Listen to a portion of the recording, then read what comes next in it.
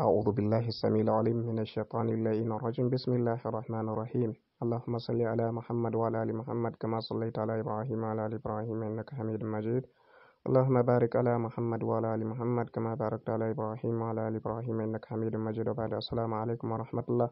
Barkanmu da sake saduwa da ku a cikin wannan shiri namu na magunguna a musulunci wanda muke gabatar muku kai tsaye daga wannan tasha tamu mai albarka magunguna a musulunci TV tare da ni Nazir Muhammad, wanda insha Allah yau akan cutar da za mu yi magana shine bi ma'ana cutar aljani wanda yake hana haihuwa, bi ma'ana namijin dare da yake ainihin zuwa ya sadu na mace da daddare ko kuma da rana a halin bacci kuma ya hana ta haihuwa, ko kuma kai tsaye na aljanin da ke hana mace haihuwa. Insha Allah za mu tattauna akan magungunan da za a yi amfani da su don samun waraka daga wannan matsala.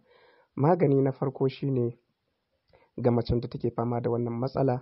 Na farko za a samo garin habbatis sauda, za a samo garin albabunaj, za a samo garin zaitun, sai a haɗa su guri guda. In aka haɗa su guri guda sai a ɗibi wannan haɗin na maganin cokali 3, sai a ainihin zuba a ruwa kofi 1, sai a tafasa tare da zuma. In aka tafasa tare da zuma za a yi wannan haɗin sau 2 a rana. Za a sha da safe, za a sha da ainihin da daddare. Insha Allah yana da tasiri sosai wajen koran aljani a jikin ɗan adam tare kuma da magance wannan matsala. Magani na biyu kuma akan wannan matsala shine ga wanda take fama da wannan matsala za ta samo furen albabunaj. In aka samo furen albabunaj shi ma za a ringa tafasa shi tare da zuma. In aka tafasa shi tare da zuma za a ringa shan shi sau 2 a rana, safe da daddare. Shi ma yana da tasiri sosai wajen magance wannan matsala na ainihin rashin aihuwa sakamakon aljani.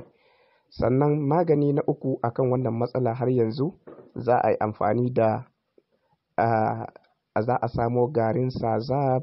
In aka samo garin sazab sai a samo zuma mai kyau sai a kwaɓa shi. In aka kwaɓa shi sai mace ta samu ainihin tsumma mai kyau sai ta yi kunzugu da shi a gabanta.